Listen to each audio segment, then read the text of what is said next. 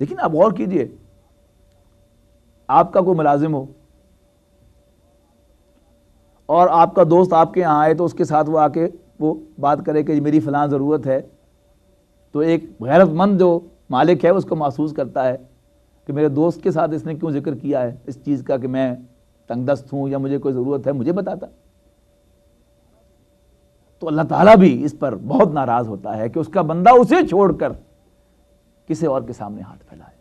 تو وَعَلَىٰ رَبِّهِمْ يَتَوَكَّلُونَ، ایمان کی یہ لازمی علامت ہے کہ اگر واقعی اللہ کو ہم اپنا رب سمجھتے ہیں، اپنا مالک سمجھتے ہیں، تو پھر اللہ کو چھوڑ کر کسی اور کے سامنے ہاتھ پھیلانا، اللہ کو چھوڑ کر کسی اور سے کوئی امید وابستہ کرنا، یہ سمجھنا کہ کوئی میرا کام اللہ کے سوا اور بھی کوئی میرا کام بنا سکتا ہے، نہیں۔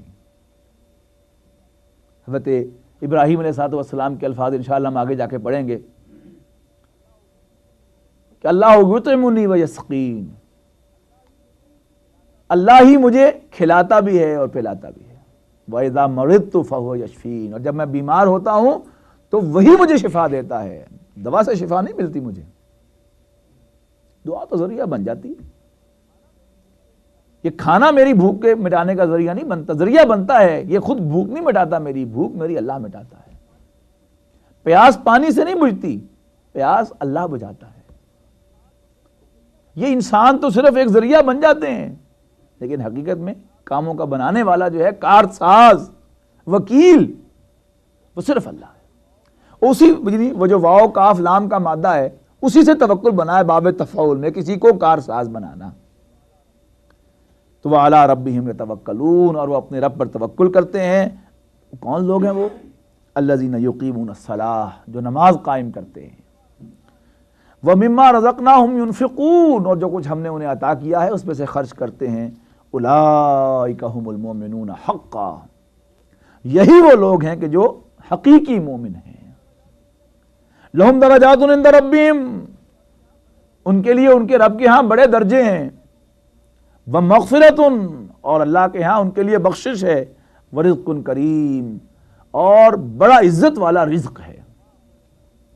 کما اخرجک ربک من بیتک بالحق، جیسے نکالا آپ کو آپ کے رب نے آپ کے گھر سے حق کے ساتھ۔ وَإِنَّ فَرِيقًا مِنَ الْمُؤْمِنِينَ لَكَارِهُونَ، اور مومنوں کا ایک گروہ، مومنوں کی ایک جماعت اس کو ناپسند کر رہی تھی۔ یجادلونک فی الحق، وہ آپ سے جھگڑا کر رہے تھے حق بات میں۔ بعد ما تبین، اس کے بعد کہ یہ بات واضح ہو چکی تھی، کانما یساقون الی الموت وهم ینظرون، کہ گویا موت کی طرف دھکیلے جا رہے ہیں اور وہ اس کو دیکھ رہے تھے۔ مراد کیا ہے کہ 1000 کا لشکر مکے سے آ رہا تھا اور نبی اکرم صلی اللہ علیہ وسلم اس کو لے کر بڑھ رہے تھے، مسلمانوں کو لے کر بڑھ رہے تھے اس سے لڑنے کے لیے۔ تو اگر دنیا کے حساب کتاب لگا کر دیکھا جائے تو گویا خودکشی کرنے کے لیے جا رہے تھے۔ تو یہ سے کہا گیا ہے کہ موت کی طرف دھکیلے جا رہے ہیں۔ تو وہ خودکشی جو کر رہے تھے، وہ بظاہر نبی اکرم صلی اللہ علیہ وسلم کے اس فرمان پر جان بوجھ کر، سمجھ کر، اور وہ نظر آ رہا تھا کہ اب بات کدھر جا رہی ہے، تو اس پر بعض لوگوں کو تشویش تھی، انہوں نے اختلاف رائے کیا، نبی اکرم صلی اللہ علیہ وسلم کے ساتھ بحث کی۔ تو اب یہ بیک گراؤنڈ کے اندر ہے۔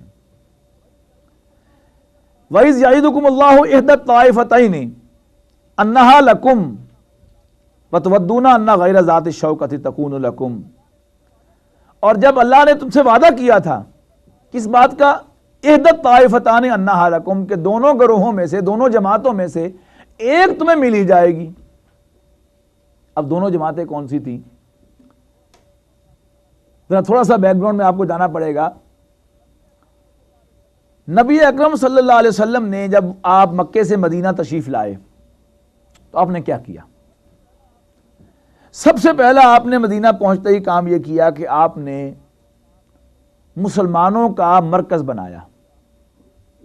اس کو آپ یعنی اسلامک سینٹر کہہ لیں، مسلم سینٹر کہہ لیں۔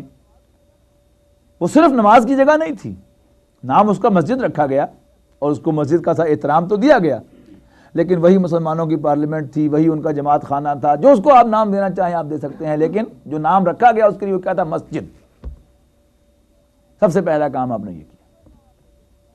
دوسرا کام آپ نے یہ کیا کہ مسلمانوں کے درمیان مواخات قائم کی، بھائی چارہ قائم کیا۔ وہ مسلمان جو مکے سے آئے تھے مہاجرین، اور وہ مسلمان جو مدینے میں موجود تھے انصار، ایک مہاجر کو ایک انصاری کا بھائی بنا دیا۔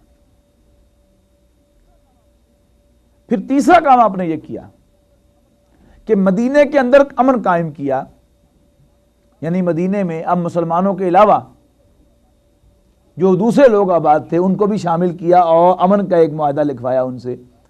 اور یہ امن کا معاہدہ جو تھا انڈیویجولز کے درمیان نہیں تھا، یاد رکھیے گا، یہ 6 کلاسز کے درمیان تھا۔ نمبر 1 مہاجرین فرام مکہ، نمبر 2 قبیلہ اوس، نمبر 3 قبیلہ خزرج، نمبر 4 یہودیوں کا قبیلہ بنو قریظہ، نمبر 5 یہودیوں کا قبیلہ بنو قینقاع، اور نمبر 6 یہودیوں کا قبیلہ بنو نذیر۔ اب ان کے درمیان کانفیڈریشن قائم فرمائی نبی اکرم صلی اللہ علیہ وسلم نے، میثاق مدینہ اس کا کانسٹیٹیوشن بنا، اور اس کانسٹیٹیوشن کے مطابق جو اہم باتیں طے پائیں ان میں سے ایک یہ تھی کہ جب بھی ان 6 میں سے کسی قبیلے کے خلاف، کسی گروہ کے خلاف باہر سے کوئی انویژن ہوگا، کوئی حملہ ہوگا، تو تمام قبائل مل کر دفاع کریں گے۔ اور دوسری اہم شق یہ تھی کہ اگر ان قبیلوں کا آپس میں کوئی جھگڑا ہوگا، یعنی بنو نذیر کا بنو قینقاع سے، یا اوس کا خزرج سے، یا اوس کا بنو نذیر سے، تو اس میں جو فائنل جج ہوں گے وہ نبی اکرم صلی اللہ علیہ وسلم۔ باقی حضور صلی اللہ علیہ وسلم ان کے ہر قبیلے کے اندر کے معاملات میں دخل دیں گے، یہ نہیں ہے۔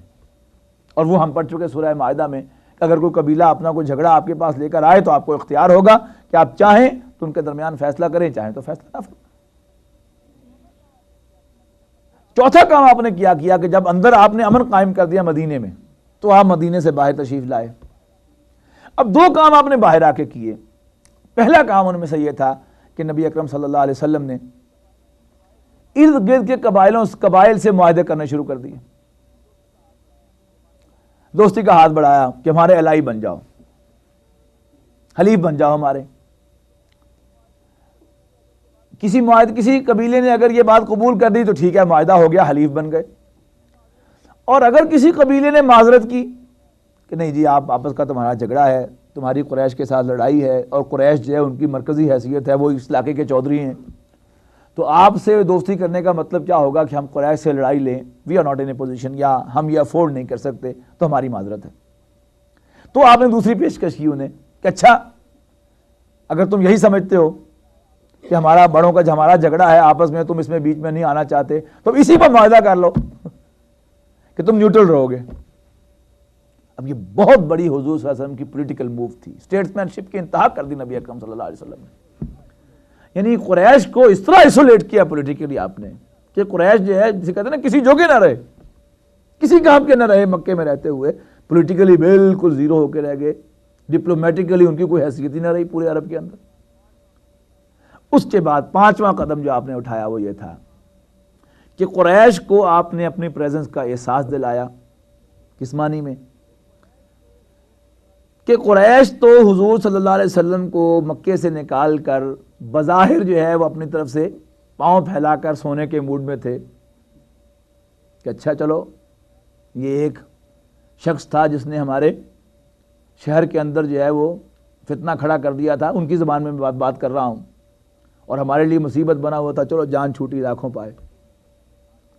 لیکن حضور صلی اللہ علیہ وسلم نے اب احساس دلایا کہ نہیں، میں زندہ ہوں اور میں نے ابھی اپنا مشن نہیں چھوڑا۔ اب اس کا طریقہ کار آپ نے کیا اختیار کیا؟ ظاہر بات ہے کہ سب سے پہلا تو یعنی کسی بھی حکومت کے اندر اس کے جو زیر اثر جو لوگ ہیں، جب یہ 2 بلاک ہوا کرتے تھے، رشین بلاک اور امریکن بلاک، اب ذرا کوئی جو ہے کوئی جو ان کا چیلا ہوتا تھا امریکنز کا، وہ کوئی ڈپلومیٹک موو کرتا تھا رشیا کی طرف، تو فوراً جو ہے وہ ساری واشنگٹن جو ہے وہ ہلنا شروع ہو جاتا تھا، اور کوئی ان کا اگر ادھر کوئی موو کرتا، ان کا ادھر موو کرتا تھا، تو وہاں جو ہے وہ کلبلی مچی سی۔ تب حضور صلی اللہ علیہ وسلم نمبر 1 معاہدے کر رہے تھے، ان کی خبریں تو انہیں پہنچ رہی تھی اور اس پر انہیں آگ لگ رہی تھی اندر ہی اندر سے۔ مزید آپ نے یہ کیا کہ اپنی پریزنس کا احساس دلایا، اور احساس کیسے دلایا کہ ان کے تجارتی راستوں پر آپ نے اپنے آدمی بٹھانے شروع کر دیے۔ 8 مہمیں نبی اکرم صلی اللہ علیہ وسلم نے روانہ کی غزوہ بدر سے پہلے اور ان میں سے 4 مہموں میں نبی اکرم صلی اللہ علیہ وسلم خود شریک ہوئے. پہلا علم نبی اکرم صلی اللہ علیہ وسلم نے بلند کیا.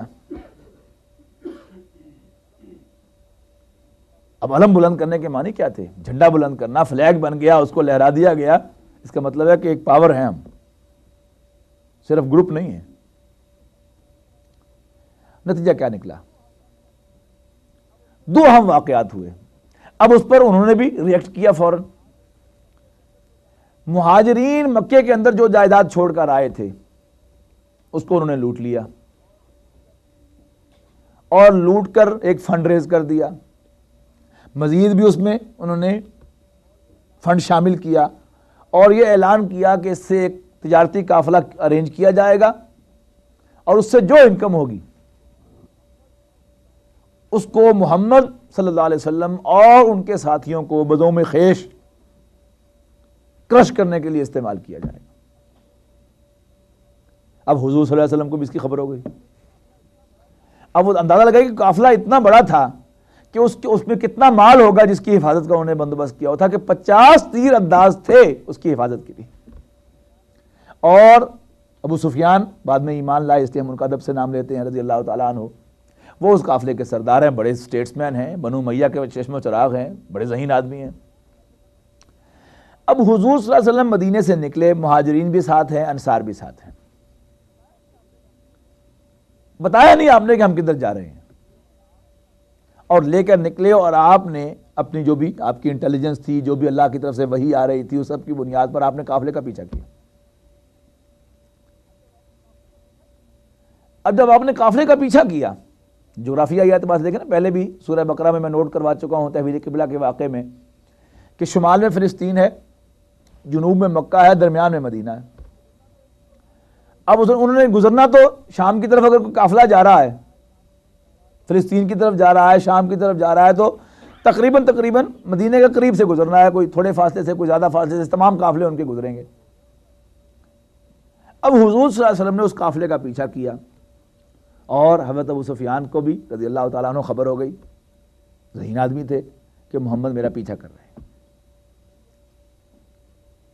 لیکن حضرت ابو سفیان قافلے کو لے کر آگے نکل گئے اور حضور صلی اللہ علیہ وسلم اور مسلمان اس قافلے کو نہیں پکڑ سکے. اللہ کی مرضی ایسے تھی، اللہ تو چاہتا ہی یہ تھا. اب اس قافلے میں واپس بھی آنا تھا، پھر وہیں سے گزرنا ہے. تو ابو سفیان نے رضی اللہ تعالیٰ عنہ 2 کام کیے. ایک تو جو ہی شک پڑا کہ محمد صلی اللہ علیہ وسلم پیچھا کر رہے ہیں میرا، فوراً ایک کال بھیجی مکے، ایک تیز جو میسنجر بھیجا کہ مجھے خطرہ ہے محمد اور ان کے ساتھیوں سے صلی اللہ علیہ وسلم، لہذا میری مدد کو پہنچو. اور دوسری احتیاط انہوں نے یہ برتی کہ واپسی پر وہ مدینے کے قریب سے گزرنے کی بجائے ساحل سمندر سے کے پاس سے گزرتے ہوئے اس کے ساتھ سے ہوتے ہوئے سیدھے مکے پہنچ گئے. جن لوگوں نے سفر کیا ہے ریسنٹلی، تو جب مکے سے مدینے آپ جا رہے ہوتے ہیں تو درمیان میں ایک جگہ آتی یمبو، لگا ہوتا ہے اشارہ کہ وہ اتنے کلومیٹر ہے. اب یمبو کیا ہے؟ ان کی دوسری بندرگاہ ہے جدہ کے علاوہ. تو اب جتنا وہ فاصلہ ہے گویا اس بیلٹ کے ساتھ ساتھ، سمندر کے ساتھ ساتھ گزرتے ہوئے نیچے مکے پہنچ گئے تو بچ کے نکل گئے. اب جو ہی وہ خبر پہنچی، اس سے پہلے ایک اور واقعہ بھی ہوا، وہ بھی بتا دوں آپ کو.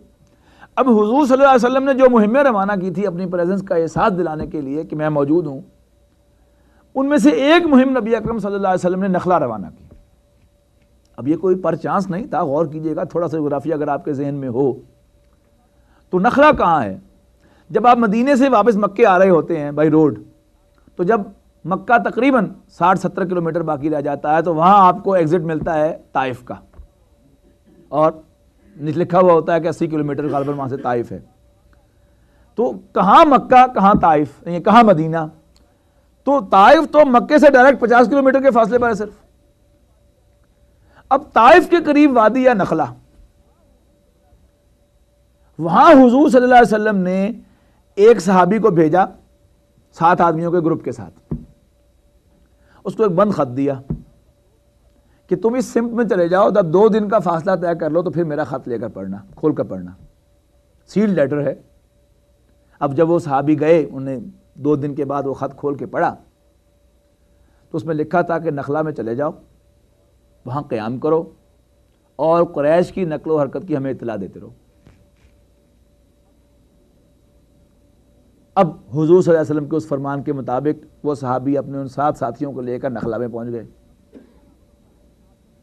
اب ایک فطری سا عمل ہوتا ہے کہ آپ کا دشمن آپ کے علاقے میں آپ کو موو کرتا ہوا نظر آئے گا تو فوراً آپ کو کھٹکے گی، کھٹک جائے گی آپ کو کہ ہو کام گڑبڑ ہے۔ 4-5 دن آپ ٹالریٹ کریں گے، لیکن آپ آخر ایک دن آپ ہمت کر کے اسے پوچھیں گے تم یہاں کیا کر رہے ہو؟ وہ کہے گا تمہیں کیا، اسی پہ تو ہوگی، تو کار ہوگی، اور ایک دم جو ہے ہاتھا پائی شروع ہو جائے گی۔ اور اسی میں ہوا کیا، ایک قرشی جو تھا عبداللہ حضرمی جس کا نام تھا وہ قتل ہو گیا۔ پلان نہیں تھی جنگ، لیکن ہو گیا قتل۔ پھر ستم کی بات یہ ہوئی، اب اللہ تعالیٰ کو تو یہ سب کچھ منظور تھا۔ ستم کی بات یہ ہوئی کہ رجب کا چاند نظر آ چکا تھا، حرمت والے مہینے شروع ہو چکے تھے۔ مسلمان سمجھتے تھے کہ شاید ابھی شعبان کی 30 تاریخ ہے، اس کی ربیع ثانی کی جمادی ثانی کی 30 تاریخ ہے، لیکن حقیقتاً وہ رجب کی پہلی تاریخ تھی، اور رجب جو ہے حرمت والا مہینہ تھا، اسے تو آگ لگ گئی۔ اب جب یہ اطلاع مکہ پہنچی ادھر سے، اور ادھر سے ابو سفیان کی کال پہلے سے پہنچی ہوئی تھی، تو حضرت ابو سفیان کی کال پر 1000 کا لشکر مکے سے روانہ ہو گیا مدینے کی طرف۔ اچھا، اس کی محمد کی صلی اللہ علیہ وسلم، اب تو ہم تو حضور کا نام لیں گے تو فوراً زبان پر درود آ ہی جائے گا، لیکن کیونکہ میں کوٹ ان کوٹ ان کی بات کر رہا ہوں، اچھا محمد کی یہ جرتیں، کب یہ ہمارے قافلوں کا پیچھا کر رہا ہے، اچھا اس کو سبق سکھاتے۔ اب 1000 کا کیل کانٹے سے لیس لشکر جو ہے وہ مکے سے روانہ ہو گیا مدینے کی طرف۔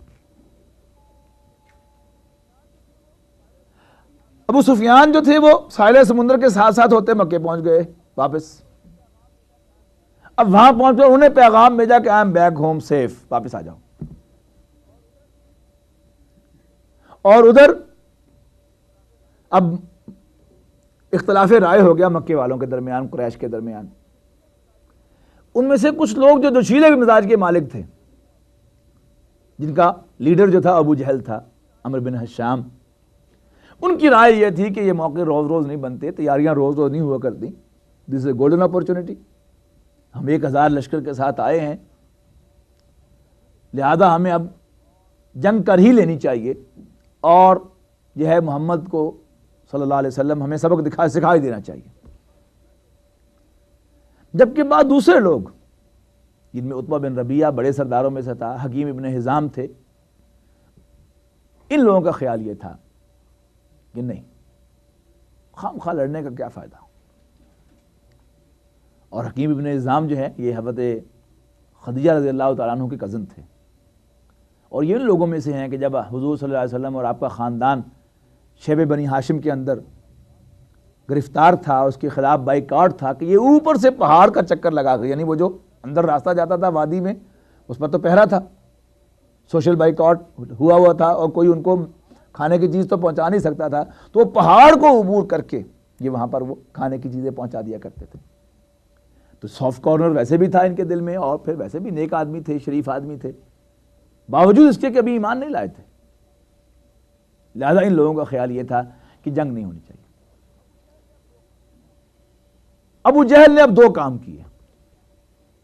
ایک کام تو اس نے یہ کیا کہ عتبہ کو تانا دیا، اس لیے کہ عتبہ کے صاحبزادے جو تھے وہ مسلمان تھے، اور وہ مہاجر ہو کر مدینہ آ چکے تھے۔ کہاں بیٹا جو ہے ادھر، اس لیے اس پر رحم آ رہا ہے نا، بزدلی دکھا رہے ہو۔ اب بزدلی کا تانا یعنی کسی بھی قرشی کے لیے یہ کوئی چھوٹا تانا نہیں تھا، بزدل کہہ دیا کسی کو، معلوم ہوا کہ بس بیڑے غرق کر دیا اس کا۔ اور دوسرا کام یہ کیا کہ عبداللہ حضرمی کے جو نخلا میں قتل ہو گیا تھا، اس کے بھائی کو بلایا، اور اس نے اپنے کپڑے پھاڑ کر دہائی دی کہ ہائے میرے بھائی کے خون کا بدلہ لو۔ اب اس سے وہ جو قرشی خون تھا اس کے اندر ایک اشتعال پیدا ہوا، اور فیصلہ ہو گیا اجتماعی طور پر کہ ہاں جنگ کرنی ہے۔ اچھا، ادھر نبی اکرم صلی اللہ علیہ وسلم اب یہ جو فرمایا گیا کہ کما اخرجک ربک من بیتک بالحق وان فریقا من المؤمنین لکارہون یجادلونک فی الحق بعد ما تبین، اور وہ آپ کے ساتھ حق بات پر جھگڑ رہے تھے اس کے بعد کہ یہ بات واضح ہو چکی تھی، کانما یساقون الی الموت، کہ وہ موت کی طرف دھکیلے جا رہے ہیں، وہم ینظرون، جبکہ وہ دیکھ رہے تھے، وَإِذْ يَعِدُكُمُ اللَّهُ إِحْدَى الطَّائِفَتَيْنِ أَنَّهَا لَكُمْ، جب تم سے وعدہ کر دیا گیا تھا کہ دونوں جماعتوں میں سے ایک تو تمہارے ہاتھ لگی جائے گی، یعنی تم اس کو فتح کر ہی لوگے، قابو پا ہی لوگے۔ یہ کیا تھا کہ حضور صلی اللہ علیہ وسلم کو وحی کے ذریعے سے خوشخبری دے دی گئی تھی کہ ان دونوں میں سے وہ قریش کا جو لشکر آیا ہے 1000 کا، وہ یا یہ جو ابو سفیان کا قافلہ ہے، ان دونوں میں سے جس پر بھی تم ہاتھ ڈالو گے اللہ تمہیں فتح دے گا، اور یہ یقین دہانی تھی۔ اب اس میں جو اختلاف رائے ہو رہا تھا وہ کیا تھا؟ قریش بھی اختلاف رائے کا شکار ہیں، اور مسلمانوں کے اندر بھی ایک چھوٹا سا اختلاف رائے ہے، اگرچہ اس طرح کے نہیں ہے کہ لڑائی ہو رہی ہو، لیکن بھارت چونکہ خود حضور صلی اللہ علیہ وسلم نے کوئی حکم نہیں دیا براہ راست، بلکہ مشورہ طلب کیا کہ بھائی دیکھو یہ خوشخبری تو ہمیں اللہ نے دے ہی دی ہے کہ ہم جدھر بھی ہاتھ ڈالیں گے ہمیں فتح نصیب ہوگی، اب بتاؤ ہمیں کدھر ہاتھ ڈالنا چاہیے۔ ایک morale کا اندازہ بھی ایک اچھا کمانڈر لگانا چاہتا ہے اپنی فوج کے، اور جب تک فوجیوں کا اپنے ساتھیوں کا کانفیڈنس کوئی گین نہیں کرتا تو اس طرح کی انوالومنٹ اسے حاصل نہیں ہوتی۔ اب اس کے لیے نبی اکرم صلی اللہ علیہ وسلم نے مشورہ طلب کیا۔ اب قریش نے اس موقع پر بڑی جوشیلی تقریریں کی اور اس حق میں ووٹ دیا گویا کہ ہمیں قریش کے ساتھ مقابلہ کرنا چاہیے، مشرکین مکہ کے ساتھ، لیکن انصاری کچھ چپ سے تھے، اس لیے کہ ویسے بھی وہ اس طرح کے جنگجو لوگ نہیں تھے۔ حضور صلی اللہ علیہ وسلم بار بار پوچھتے، ہاں بھائی پھر بتاؤ کیا خیال ہے؟ پھر کسی نے ایک اور گویا اس نے مہاجر نے تقریر کر دی، پھر آپ پوچھتے ہاں بھائی پھر بتاؤ نا کیا ارادہ ہے؟ آخر سمجھ گئے انصاری بھی، تو بڑے خوبصورت الفاظ ہیں حضرت سعد کے رضی اللہ تعالیٰ عنہ اس موقع پر کہ یا نبی اللہ کأنک تعنینا، اٹ اپیئرز یو مین اس، یہ جو آپ بار بار پوچھ رہے ہیں کہ کیا خیال ہے، آپ ہم سے کچھ پوچھنا چاہتے ہیں، تو سنیے پھر انک آمنا بک وصدقناک، کہ حضور ہم آپ پر ایمان لا چکے، آپ کو اللہ کا رسول مان چکے تھے، آپ کی تصدیق کر چکے، بات ہی ختم ہو گئی۔ اب انہوں نے اشارہ کس بات پر کیا کہ بیعت عقبہ ثانیہ میں جو بات طے ہوئی تھی اوس و خزرج کے ساتھ، وہ کیا تھی کہ جب بھی کوئی باہر سے حملہ آور ہوگا تو ہم اپنے بچوں کی طرح بلکہ ان سے بھی بڑھ کر آپ کی حفاظت کریں گے، اور میثاق مدینہ میں یہ بات طے تھی کہ جب بھی کوئی باہر سے حملہ کرے گا تو تمام قبائل مل کر اس کا دفاع کریں گے۔ تو نے کہا کہ آپ بھول جائیے کہ آپ سے معاہدہ کیا ہوا تھا اور بیعت کیا ہوئی تھی عقبہ ثانیہ میں، عقبہ میں کیا آپ سے بیعت ہوئی تھی اور اس میں میثاق مدینہ میں کیا لکھا ہوا ہے، ان سب باتوں کو آپ بھول جائیے۔ اوور اینڈ ابو دیٹ چھوٹے موٹے معاہدے تو ہیں ہی ہیں، ان سب کے اوپر کیا ہے، ہم آپ پر ایمان لا چکے ہیں کہ آپ اللہ کے رسول ہیں، آپ حکم دیجئے، جیسے آپ کی مرضی ہو آپ کیجئے، ہم آپ کے ساتھ ہیں۔ اسی موقع بڑی بڑی خوبصورت جو خطاب کیا تھا حضرت مقداد نے، مہاجرین میں سے تھے، وہ بھی اگرچہ وہ بات تو میں پہلے عرض کر چکا ہوں، لیکن وہ بھی سننے کے لائق الفاظ ہیں، یاد رکھنے کے لائق الفاظ ہیں۔ حضرت مقداد نے عرض کی اللہ کے رسول ہمیں اصحاب موسیٰ پر قیاس نہ کیجیے، جنہوں نے اپنے نبی کو ٹکا سا جواب دیا تھا کہ اذ ذمنت ربک فقاتلا انا ہاہنا قاعدون، ہم آپ کے ساتھی ہیں، جیسے آپ کی آنکھ ٹھنڈی ہو ہم حاضر ہیں۔ ابھی معلوم ہو رہا تھا کہ حضور صلی اللہ علیہ وسلم کا اپنا رجحان جو ہے وہ 1000 کے لشکر کو ان کے ساتھ مقابلہ کرنے کے لیے ہے، اس لیے کہ پولیٹیکل اور ڈپلومیٹک جو حیثیت ہے مسلمانوں کی وہ اسٹیبلش ہونے والی تھی اسی سے، کہ اگر محمد صلی اللہ علیہ وسلم اور آپ کے ساتھی قریش کو میدان جنگ کے اندر شکست دے دیں، اس کا مطلب ہوا کہ it is a power in the Arabian peninsula, اور وہی حضور صلی اللہ علیہ وسلم ثابت کرنا چاہتے تھے، اور بالآخر وہی ہوا۔ اب یہ بیک گراؤنڈ میں سارے باتیں ہیں، ان پر یہ تبصرے ہیں۔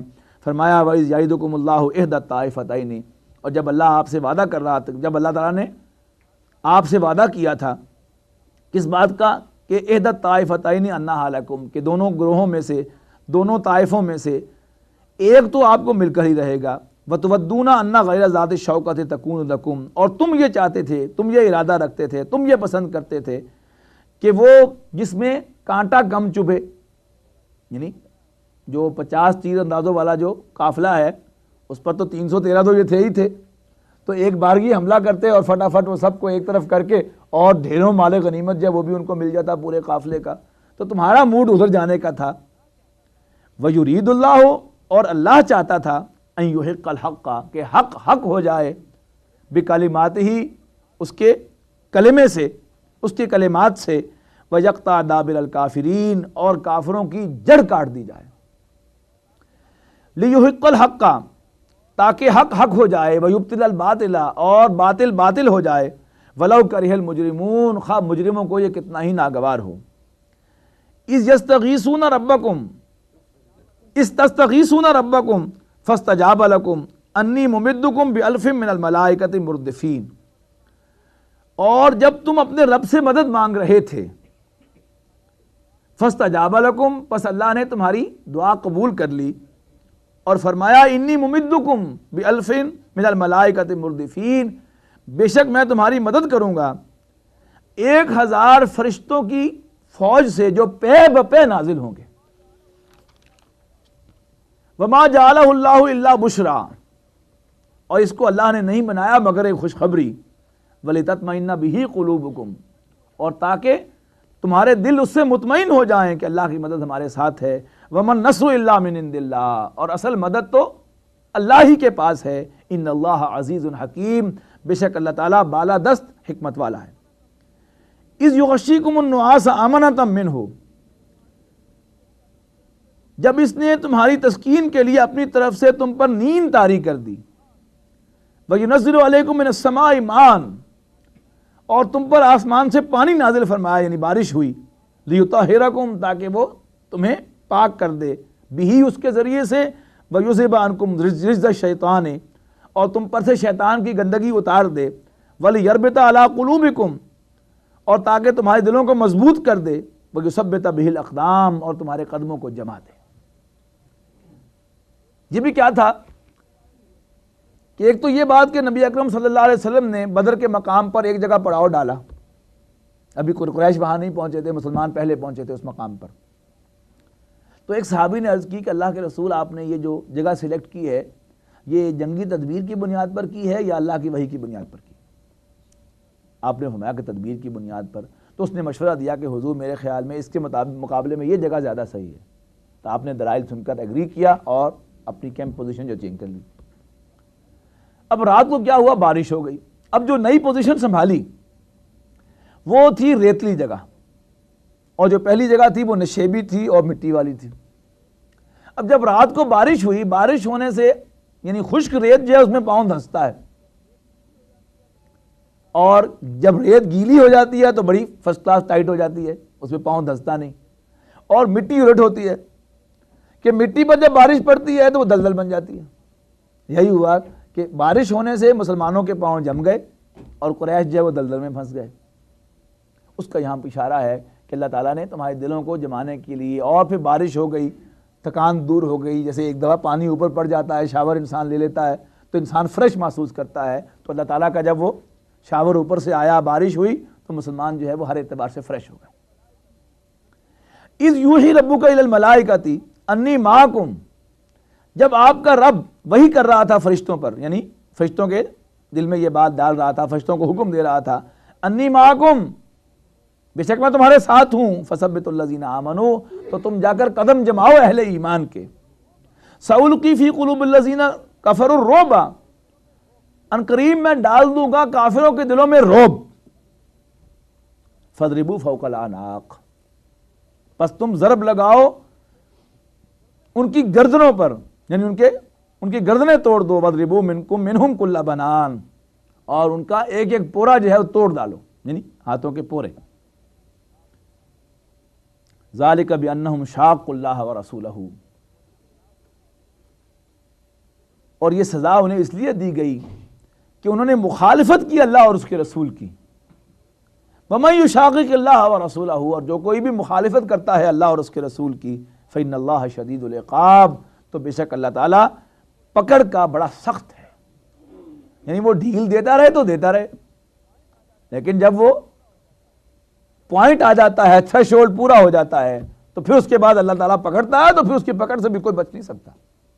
یعنی اللہ تعالیٰ کی ڈھیل سے انسان کو کسی غلط فہمی میں مبتلا نہیں ہو جانا چاہیے کہ اللہ تعالیٰ جو ہے شاید وہ قادر نہیں ہے انہیں پکڑنے پر. نہیں, یہ اللہ تعالیٰ کی پلاننگ ہے کہ کب تک ڈھیل دینی ہے, لیکن جب وہ پھر رسی کھینچتا ہے تو پھر اس کھینچ سے کوئی بچ نہیں سکتا. ذالکم فذوقوہ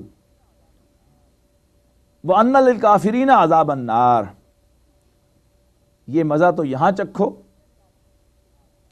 اور آخرت میں کافروں کے لیے آگ کا عذاب ہے. یا ایھا الذین آمنوا, اے ایمان والو, اذا لقیتم الذین کفروا زحفا, جب میدان جنگ میں تمہاری ملاقات ہو کافروں سے, یعنی آمنا سامنا ہو, فلا تولوہم الادبار, تو ان کو پیٹھ نہ دکھانا, مت مڑ جانا ان کی طرف سے انہیں پیٹھ دکھاتے ہوئے. ولم یولیہم یومئذ دبرہ, ہاں جس نے پیٹھ دکھائی ان کو اس میں جنگ کے دن, اس دن, الا متحرفا لقتال, سوائے اس کے کہ وہ یعنی اسٹریٹجی آف وار کے تحت وہ پیچھے سے آ کر دوبارہ حملہ کرنا چاہتا ہو, او متحیزا الی فئۃ, یا کسی اور پارٹی کے ساتھ جا کر اپنے کسی اور جو یونٹ ہے اس کے ساتھ جا کر ملنا چاہتا ہو. یعنی ان دو ایکسیپشن کے علاوہ جس نے بھی پیٹھ دکھائی اس دن, فقط باء بغضب من اللہ, تو وہ اللہ کے غضب میں گرفتار ہوا. ومأواہ جہنم, اور اس کا ٹھکانہ جہنم ہے. وبئس المصیر, اور وہ بہت برا ٹھکانہ ہے. فلم تقتلوہم ولکن اللہ قتلہم, یہ بڑی اہم آیت ہے, اس نے بڑے کنفیوژن پیدا کیے ہیں اس کے اگلے حصے نے. پہلے اس پوری آیت کا ترجمہ پڑھ لیجئے. فلم تقتلوہم ولکن اللہ قتلہم, بس اے مسلمانوں کافروں کو تم نے قتل نہیں کیا بلکہ اللہ نے قتل کیا. وما رمیت اذ رمیت ولکن اللہ رما, ولکن اللہ رما, اور اے محمد صلی اللہ علیہ وسلم وہ جو کنکریاں آپ نے پھینکی تھی وہ آپ نے نہیں پھینکی تھی بلکہ اللہ نے پھینکی تھی. اب یہ جو دوسرا ٹکڑا ہے وما رمیت اذ رمیت ولکن اللہ رما, اس کو تو سیرت کی تقریروں میں بہت مقام ملا اور یہ ثابت کرنے کی کوشش کی گئی کہ بس وہ جو کنکریاں حضور نے پھینکی تھی وہ اللہ نے پھینکی تھی. اب اس سے کنفیوژن پیدا کرنا کہ احمد بے میم ہے, یہ حضور صلی اللہ علیہ وسلم جو ہیں وہ احمد بے میم ہیں, وہی جو مصطفی عرصہ خدا ہو کر اتر پڑا وہ مدینے میں مصطفیٰ ہو کر. انا للہ و انا الیہ راجعون, سمجھ رہے نا شعر کو, وہی جو مصطفی عرش تھا, یعنی مصطفی جو فائل ہے استفاء کا, استفاء کے معنی چن لینا, اس کا اسم فائل کیا ہے مصطفی چننے والا, اور اس کا اسم مفعول کیا ہے مصطفیٰ. اب وہ لفظی چکر میں فائل مفعول کے چکر میں وہی جو مصطفی عرشتہ خدا ہو کر اتر پڑا وہ مدینے میں مصطفیٰ ہو کر, نعوذ باللہ من ذالک. یا احمد بے میم, یعنی احمد میں سے میم نکال دی جائے تو باقی کیا رہتا ہے احد. تو ایسے کنفیوژن کریٹ کرنا, اب اس آیت کے اس ٹکڑے سے بڑے کنفیوژن کریٹ کیے گئے. دیکھو آ گیا قرآن مجید میں کہ وہ جو کنکریاں پھینکی تھی آپ نے, بظاہر آپ نے پھینکی تھی, حقیقت میں اللہ نے پھینکی تھی, تو اصل میں وہ اللہ ہے جو محمد کی صورت میں ظاہر ہو گیا ہے. حضور بشر نہیں ہے, اصل میں خدائی ہے اس کے اندر بہت سارا. جبکہ اس کا پہلا ٹکڑا وہ نظر انداز کیا جا رہا ہے کہ پہلے سارے مسلمانوں کو کہا ہے کہ قتل تم نے نہیں کیا تھا اے مسلمانوں, اللہ نے قتل کیا تھا. پھر یا تو ساروں کو خدا مانا جائے پھر تو ٹھیک ہے. تو یہ کیا ہے, یہ اصل میں ایک تعبیر ہوتی ہے اللہ تعالیٰ کی نصرت کی, کہ بظاہر تلواریں تم چلا رہے تھے لیکن تمہاری تلواروں کو ایفیکٹو کون بنا رہا تھا, اللہ بنا رہا تھا. گویا حقیقت میں قتل کون کر رہا تھا, اللہ قتل کر رہا تھا, اس لیے کہ زندگی موت تو اس کے پاس ہے. اور وہ کنکریاں جو ہے محمد صلی اللہ علیہ وسلم آپ نے پھینکی تھیں, ان کنکریوں کے اندر اتنی طاقت کہ اس سے دشمن جو ہے مغلوب ہو جائے اور اس کی آنکھوں میں دھول پڑ جائے اور اسے نظر کچھ نہ آئے اور وہ جو ہے وہ ہار جائے. اس کے اندر یہ طاقت کیونکہ ہم نے پیدا کی تھی, گویا وہ ہم نے کنکریاں پھینکی تھی اور اصل میں ہم نے قتل کیا تھا. تو اس میں آپ دونوں چیزیں جو ہیں ان سے شرک جو ہے اس کا کلا کما ہو گیا اور جو اصل حقیقت ہے وہ واضح ہو گئی. وَلِيُبْتَلِيَ الْمُؤْمِنُونَ مُؤْمِنِينَ مِنْهُ بَلَاءً حَسَنًا, اور تاکہ اللہ تعالیٰ آزمائے مومنوں کو ایک بہت بڑی آزمائش میں. ان اللہ سمیع علیم, بے شک اللہ تعالیٰ سننے والا جاننے والا ہے. ذالکم وان اللہ موہن کید الکافرین قید الکافرین. اور بات یہ ہے کہ اس میں کوئی شک نہیں کہ اللہ تعالیٰ کافروں کی تدبیر کو کمزور کرنے والا ہے، ان کی پلاننگ کو بیکار بنانے والا ہے. ان تستفتحوا فقد جاءکم الفتح. اب یہاں کفار سے خطاب ہے کہ دیکھو تم فیصلہ چاہتے تھے نا، تم نے فیصلہ مانگا تھا، فقد جاءکم الفتح، تو دیکھو فیصلہ آ گیا. اب وہ فیصلہ کیا تھا، وہ کیا چاہتے تھے؟ نضر بن حارث ایک مشرک سردار تھا، قرشی سردار تھا. اس کا ایک قول جو ہے سیرت کی کتابوں میں، تاریخ کی کتابوں میں نقل کیا گیا ہے کہ اس نے بدر کے دن کہا تھا اللہم منصر خیر الحزبین، کہ اللہ دونوں گروہوں میں سے جو بہتر گروہ ہے اس کی مدد کرنا. تو تم نے مانگا تھا نا کہ بہتر گروہ کی مدد کرنا، فیصلہ یہی چاہا تھا نا کہ پتہ چل جائے کہ بہتر کون ہے، لو میں نے فیصلہ کر دیا. اسی طرح ابو جہل کی بھی ایک دعا نقل کی گئی ہے. یعنی ایک کامن کال جو ہے وہ آگے جا کر آئے گا کفار کی طرف سے، جو خود قرآن مجید نے نقل کر دیا ہے. ابو جہل کا کال ملتا ہے کہ اس نے باقاعدہ اللہ سے دعا کی تھی کہ اللہم اقطعنا للرحم واتانا بما لا نرفع فاہنہ الغدات، کہ اللہ جس نے ہمارے رحمی رشتے توڑ دیے اور ہمارے پاس ایک ایسی چیز لے کر آیا جس کو ہم ریکگنائز نہیں کرتے، تو کل اسے ہلاک کر دینا. کس کے بارے میں کہا؟ اپنے خیال کے مطابق حضور صلی اللہ علیہ وسلم کے بارے میں اس نے یہ کہا اور اللہ سے دعا کی. اور یہ بھی بڑا دلچسپ نقطہ ہے کہ یہ کیا چکر ہے کہ وہ دعائیں بھی اللہ سے کرتے ہیں اور اللہ کے رسول سے جنگ بھی کرتے ہیں. اصل بات کیا ہے یہاں سمجھنا پڑے گا آپ کو کہ قریش کا اصل دین کیا تھا. قریش کا اصل دین کیا تھا؟ کیا تھا معلوم ہے؟ نہیں، دین ابراہیم تو حضور صلی اللہ علیہ وسلم کا بھی تھا. پھر جھگڑا کیا تھا؟ جی یہ کیسے پتہ چلا آپ کو؟ ثبوت. سیکولرزم، وین یو سے کہ سیکولرزم ان کا دین تھا، کیا ثبوت ہے آپ کے پاس؟ یہ تو ریسنٹ اصطلاح ہے بالکل. جی کوئی جھگڑا حضور صلی اللہ علیہ وسلم سے نہیں تھا. ثبوت اس کا یہ ہے کہ نبی اکرم صلی اللہ علیہ وسلم نے 40 سال تک ان کے کسی بت کو سجدہ نہیں کیا، لیکن اس کے باوجود وہ حضور صلی اللہ علیہ وسلم کو الصادق کہتے تھے، الامین کہتے تھے، آپ کی وعدے کی پاسداری کی صفت کو اپریشیٹ کرتے تھے. حضور صلی اللہ علیہ وسلم نے ان کے اس قبائلی نظام کے اندر حجر اسود کا فیصلہ کیا اور وہ خوش ہوئے کہ آپ ہمارے درمیان فیصلہ کریں گے. وہ جھگڑا تھا نا ان کا کہ بیت اللہ کی عمارت مسمار ہو گئی، اس کو نئے سرے سے تعمیر کیا گیا. اب اس کا تھا کہ اس میں حجر اسود نصب کرنا ہے. اب یہ بڑی اعزاز کی بات تھی ان کے نزدیک کہ حجر اسود کو کون سا قبیلہ نصب کرے گا. اب وہ جھگڑا ہونے والا تھا. آخر یہ بڑوں نے میٹ کے فیصلہ کیا کہ اچھا کل صبح جو کعبے میں سب سے پہلے آئے گا مسجد حرام میں وہ فیصلہ کر دے گا ہمارے درمیان. وہ جس قبیلے کو اعزاز دے دے تو ہم اسی کو سب یہ دے دیں گے. اگلے روز صبح سویرے سب سے پہلے جو شخص داخل ہوا حرم کے اندر وہ کون تھا؟ وہ محمد ابن عبداللہ ابن عبد المطلب تھے صلی اللہ علیہ وسلم. سب خوش ہو گئے کہ واہ واہ الصادق والامین ہمارے درمیان فیصلہ کریں گے. یہ آپ کیسے کہتے ہیں کہ دشمنی حضور صلی اللہ علیہ وسلم کے ساتھ تھی؟ I don't agree with you. کس بات کے نہیں ماننے کو تیار تھے؟ نہیں، لیڈر جب انہوں نے حضور صلی اللہ علیہ وسلم کو یہ مان لیا کہ آپ ہمارے درمیان فیصلہ کریں گے تو یہ لیڈری نہیں. اسی طریقے سے جب وہ وفد آیا ہے اب قریش کا ابو طالب کے پاس سن 10 نبوی میں کہ اس سے پوچھو کیا چاہتا ہے، شادی کرنی ہے، غلطی ہو گئی تھی جوانی میں کہ بوڑھی عورت سے شادی کر بیٹھا تھا تو اب یہ پچھتا رہا ہے، کس عورت سے شادی کرنا چاہتا ہے بتائے، اسی سے ہم شادی کروا دیتے ہیں.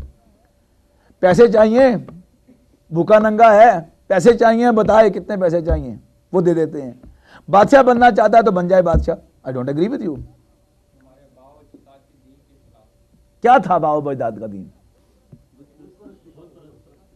دیکھیے نا، بت پرستی تو حضور صلی اللہ علیہ وسلم 40 سال کو ذہن میں رکھے نا کہ 40 سال تک نبی اکرم صلی اللہ علیہ وسلم نے ان کے بتوں کو سجدہ نہیں کیا، لیکن انہوں نے کچھ نہیں کہا حضور صلی اللہ علیہ وسلم کو. جی کیا چیلنج کیا انہوں نے؟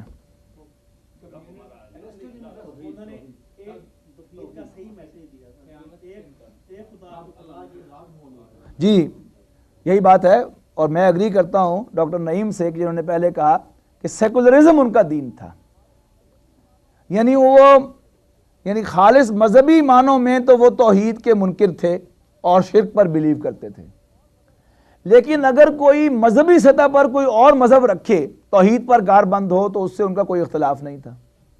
اسی لیے 40 سال تک نبی اکرم صلی اللہ علیہ وسلم نے ان کے بتوں کو ریکگنائز نہیں کیا مذہبی حیثیت میں، ان کو اس وقت کوئی اعتراض نہیں ہوا۔ سیکولرزم کی تعریف کیا ہے؟ یعنی پرانی جو ڈکشنریز ہیں ان میں اگر سیکولرزم کی تعریف دیکھیں گے تو to minimize the role of religion in morality and education, یعنی مذہب جو ہے وہ انفرادی سطح تک رہے، ٹھیک ہے، اللہ کو وہ اس کائنات کا خالق مانتے تھے۔ قرآن مجید نے 20 مقامات پر اس کا ذکر کیا ہے کہ اگر ان سے پوچھیں گے آپ کہ من خلق السماوات والارض لیقولن اللہ، اگر آپ ان سے پوچھیں گے کہ آسمانوں اور زمین کو کس نے پیدا کیا تو کہیں گے کہ اللہ ہی نے پیدا کیا۔ اور 1-2 مقامات ایسے بھی مل جائیں گے کہ آسمانوں اور زمین کا رب کون ہے، مالک کون ہے، تو یہ کہیں گے اللہ مالک ہے۔ لیکن اب ایک آئیڈیا کی حیثیت سے ہو، ایک بیسک تھیم کی حیثیت سے ہو، لیکن اس کی امپلیکیشن جو ہے وہ موریلٹی پہ آ جائے یا پریکٹس میں آ جائے انسانوں کے درمیان معاملات کے اندر، یہ انہیں گوارا نہیں تھا۔ ہاں اس کائنات کا خالق اللہ ہے، مانتے ہیں ہم، لیکن ہوا کرے، لیکن یہاں پر رب میں ہوں۔ امیہ بن خلف نے غور کیجئے گا کہ کیوں مارا حضرت بلال رضی اللہ تعالیٰ عنہ کو۔ امیہ بن خلف جو تھا اسی کے غلام تھے نا حضرت بلال۔ اب دیکھیے میں آپ کو مثال دیتا ہوں، آپ کو اپنے آفس کے لیے ایک امپلائی چاہیے، اپنے بزنس کے لیے آپ کو ایک اکاؤنٹنٹ چاہیے، ایک کیشیئر چاہیے۔ اب آپ جو ہے مختلف لوگوں کو انٹرویو کرتے ہیں، 2 آدمی آپ کو ملتے ہیں ایکول کوالیفیکیشن کے، لیکن ان میں سے ایک مسلمان ہے، ایک ہندو یا عیسائی یا یہودی ہے۔ لیکن آپ تحقیق کرتے ہیں تو آپ کو پتہ چلتا ہے کہ مسلمان جو ہے وہ دیانتدار آدمی نہیں ہے، لیکن وہ دوسرا جو غیر مسلم ہے بڑا دیانتدار آدمی ہے۔ تو آپ ذرا مجھے اپنے دل پر ہاتھ رکھ کے مجھے میرے سوال کا جواب دیں کہ آپ کس کو پریفر کریں گے؟ آپ کی اسلام اور آپ کی مسلمانی جو وہ کیا تقاضا کرے گی آپ سے؟ کس کو امپلائی رکھیں آپ؟ غیر مسلم کو۔ کیوں؟ اس لیے کہ امپلائر کی سب سے بڑی ضرورت کیا ہوتی ہے کہ اس کا امپلائی آنےسٹ ہو۔ اب مجھے بتائیے آپ، امیہ بن خلف کو کیا تکلیف تھی کہ اس نے حضرت بلال رضی اللہ تعالیٰ عنہ پر تشدد کیا؟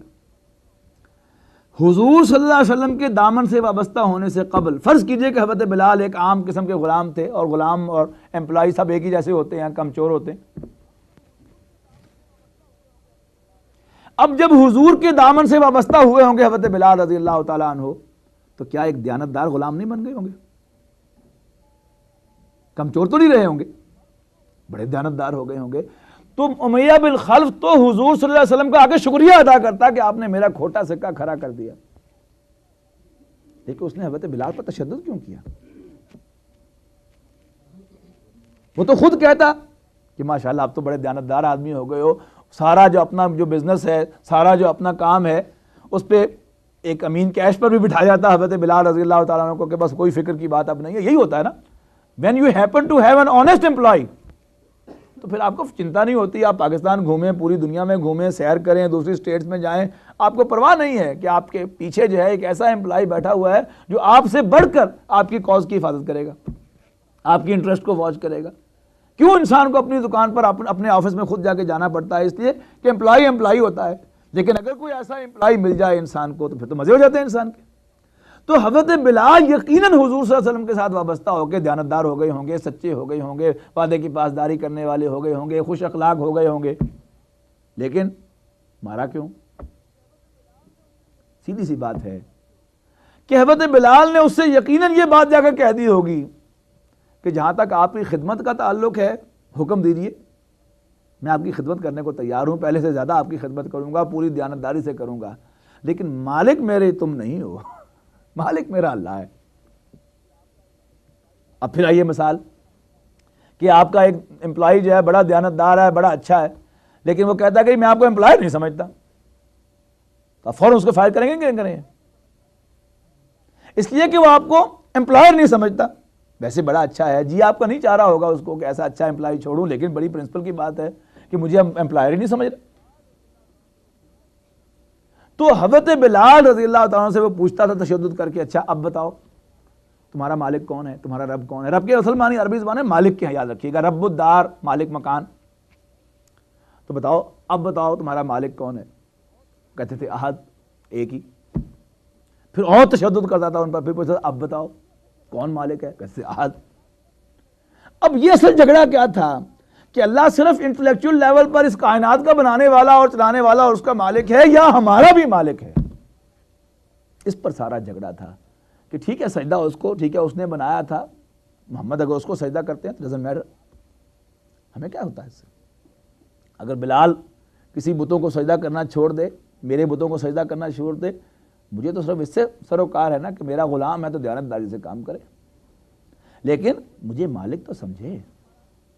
لیکن اگر وہ ریوولٹ اختیار کر لے کہ نہیں میں تمہارا غلام نہیں ہوں، تمہارا خادم ہوں، اس کا مطلب ہے کہ بیسک اس نے جو حیثیت ہے اس کو چیلنج کر دیا، مالک کی حیثیت کو. یہ تھا اصل جھگڑا.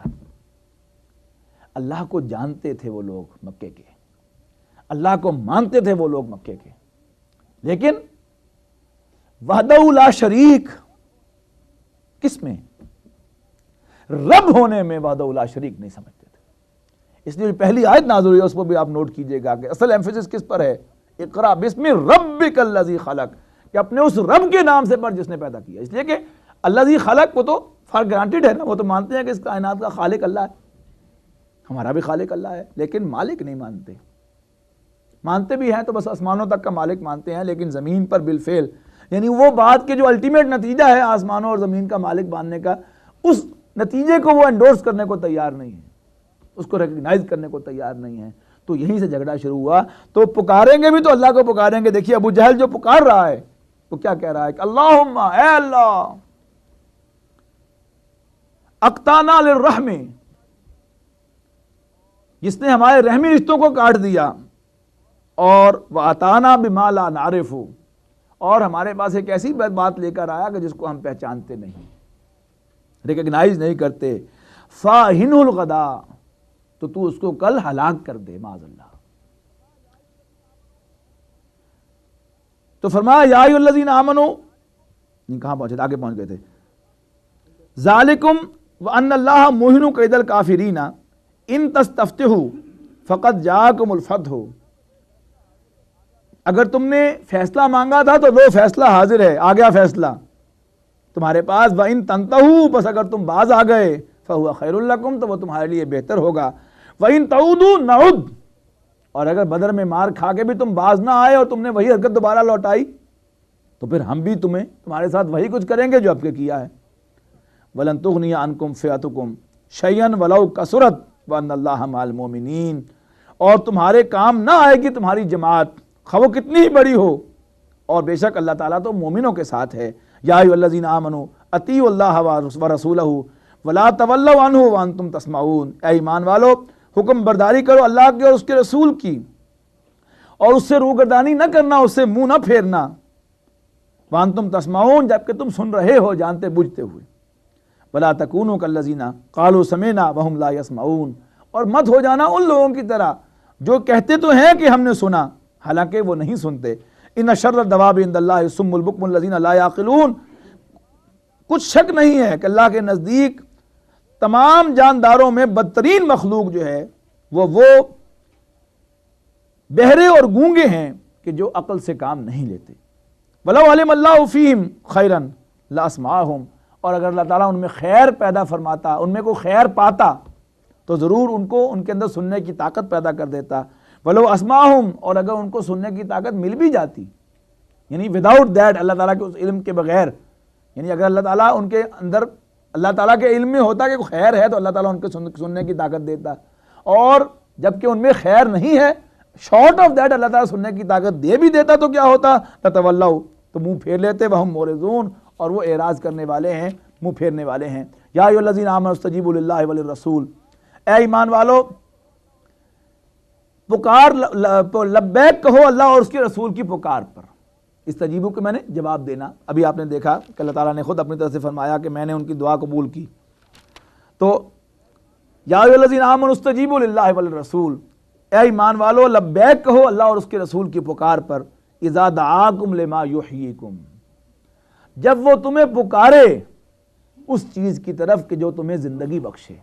یعنی اللہ اور اس کے رسول، کیا میں بامحاورہ ترجمہ کر رہا ہوں دونوں حصوں کا اکٹھا، اللہ اور اس کے رسول کے حیات آفرین پیغام پر لبیک کہو. جب وہ تمہیں کسی ایسے راستے کی طرف بلائیں، کسی ایسے مشن کی طرف بلائیں جو تمہارے لیے حیات آفرین ہو، زندگی بخشنے والا ہو. وَاعْلَمُوا أَنَّ اللَّهَ يَحُولُ بَيْنَ الْمَرْءِ وَقَلْبِهِ، اور جان لو، آگاہ ہو جاؤ کہ اللہ تعالیٰ حائل ہو جایا کرتا ہے کسی بندے اور اس کے دل کے مابین. وَأَنَّهُ إِلَيْهِ تُحْشَرُونَ، اور بے شک تم سب اسی کے حضور اکٹھے کیے جاؤ گے، لوٹائے جاؤ گے، حاضر کیے جاؤ گے. اب یہ کیا ہے کہ اللہ تعالیٰ اس کے اور اس کے قلب کے درمیان حائل ہو جایا کرتا ہے. یعنی یہاں اس سے مراد جو ہے وہ انسان ہے، حیوانی انسان، اور قلب جو اس کا انر کور ہے جس میں ساری موٹیویشن جو ہے انسان کے قلب میں ہوتی ہے. جذبہ جو ہے وہ انسان سے قلب سے اٹھتا ہے. پہلے تو یہ دونوں یکجا ہوتے ہیں اصلاً، انسان کا پورا وجود بھی اس کا نفس بھی. لیکن اگر انسان شعوری طور پر جانتے بوجھتے ہوئے اللہ اور اس کے رسول کی کال پر لبیک نہیں کہتا، پھر اللہ تعالیٰ اسے ایک کیش سزا دیتا ہے. اور وہ کیش سزا کیا ہے کہ پھر اس کے اندر سے توفیق سلب کر لی جاتی ہے کہ پھر وہ کبھی اللہ تعالیٰ کی کال پر رسپونڈ نہیں کر سکے گا. تو یہ کیا ہے جسے کہا گیا کہ ان اللہ یحول بین المرء وقلبہ، کہ بے شک اللہ تعالیٰ حائل ہو جایا کرتا ہے. اور جب اللہ خود حائل ہو جائے کسی بندے اور اس کے قلب کے درمیان، اس کے دل کے درمیان، تو اس کا مطلب ہے کہ اب کوئی جو اس جسم میں سے اس کے کانوں میں اب بار بار آواز پڑے گی. پہلی دفعہ اس کے کان میں آواز پڑی، دل کو صحیح معلوم ہوئی، لیکن اس نے اس کال کو رسپونڈ نہیں کیا، اس کے مطابق وہ جہاد پر آمادہ نہیں ہوا، اللہ کے راستے میں تن من دھن نہیں لگایا، تو کیا ہے اس کا دل مہل کر دیا جائے گا. وائے ناکامی مت آئے کارواں جاتا رہا، کارواں کے دل سے احساس ضیاء جاتا رہا. اب اسے جیسے مرضی آپ موٹیویٹ کر لیں، جتنی مرضی آپ ترغیب دے لیں، جتنے مرضی آپ آخرت کی طرف اس کو متوجہ کر لیں، اب دل جو ہے وہ سیل کر دیا گیا ہے. ختم اللہ علی قلوبہم والی کافیت ہو گئی ہے. اللہ تعالیٰ اس کے اور دل کے درمیان حائل ہو گیا ہے، اوٹ بنا دی ہے اللہ نے کہ اب کوئی بات جو ہے وہ کانوں سے ہو کر یا ان آنکھوں سے کوئی تحریر پڑے گا تو بھی دل میں نہیں جائے گی، دل میں نہیں اترے گی. کانوں سے بات سنے گا تو بھی دل میں نہیں پہنچے گی، دل میں نہیں اترے گی. محاورے ہیں نا ہمارے، بات کا دل میں اتر جانا. تو بات دل میں نہیں اترے گی، کیا ہوگا؟ درمیان میں اللہ تعالیٰ اوٹ بن جائے گا تمہارے اس جسم کے جو چینلز ہیں ان کے اور دل کے مابین، کہ اب تم اپنی جگہ سے موو نہیں کر سکو گے، موٹیویٹ نہیں ہو سکو گے، تمہیں توفیق نہیں ملے گی، تم اپنے اندر ہمت نہیں پاؤ گے.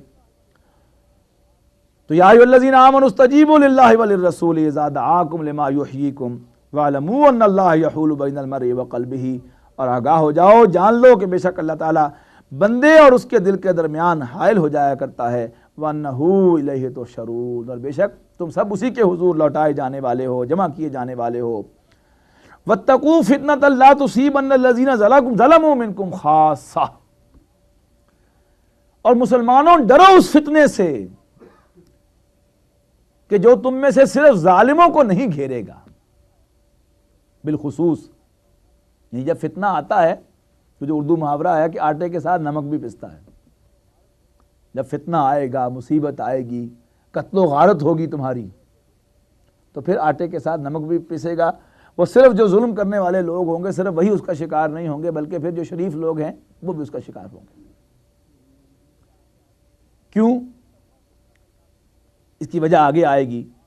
وَاتَّقُوا فِتْنَةً لَا تُصِيبَنَّ الَّذِينَ ظَلَمُوا مِنْكُمْ خَاصَّةً وَاعْلَمُوا أَنَّ اللَّهَ شَدِيدُ الْعِقَابِ، اور جان رکھو اللہ تعالیٰ پکڑ کا بڑا سخت ہے. وَاذْكُرُوا إِذْ أَنْتُمْ قَلِيلٌ مُسْتَضْعَفُونَ فِي الْأَرْضِ، اور یاد کرو اِذْ أَنْتُمْ قَلِيلٌ، جب اے انڈو پاک کے رہنے والے مسلمانوں یاد کرو جب تم قلیل تھے. اے مہاجرین یاد کرو جب تم تھوڑے تھے مکے کے اندر. اصل میں تو مہاجرین کا ذکر ہے، لیکن ایسا معلوم ہوتا ہے ان آیات کو پڑھتے ہوئے کہ یہ پاکستان میں رہنے والے مسلمانوں ہی کے لیے نازل ہوئی، اتنا انطباق ہے۔ اصلاً تو مکے والے جو مہاجرین تھے ان کے لیے نازل ہوئی کہ وَاذْكُرُوا إِذْ أَنْتُمْ قَلِيلٌ، یاد کرو جب تم تعداد میں تھوڑے تھے، قلیل تھے، فیو ان نمبر،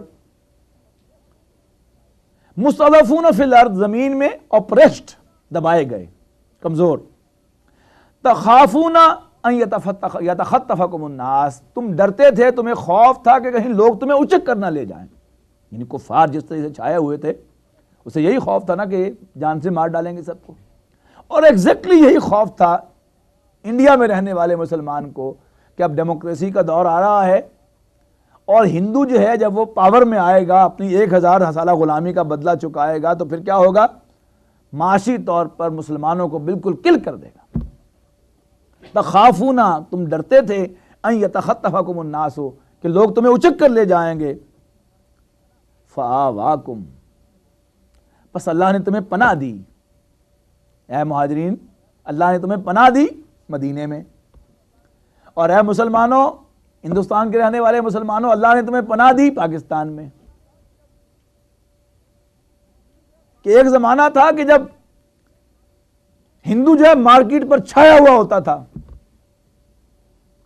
اور مسلمان پلے دار بھی اس کو کھلتا تھا، سمجھے نا، پلے دار مزدور جو بوجھ اٹھاتا ہے تو اس کا جی چاہتا تھا کہ میں ہندو پلے دار ہی لاؤں، ہندو مزدور ہی لاؤں، اسی سے مال اٹھوا لوں کہ یہ 4 پیسے جو ہیں، جو 2 ٹکے جو ہیں، یہ بھی کوئی مسلمان نہ لے جائے۔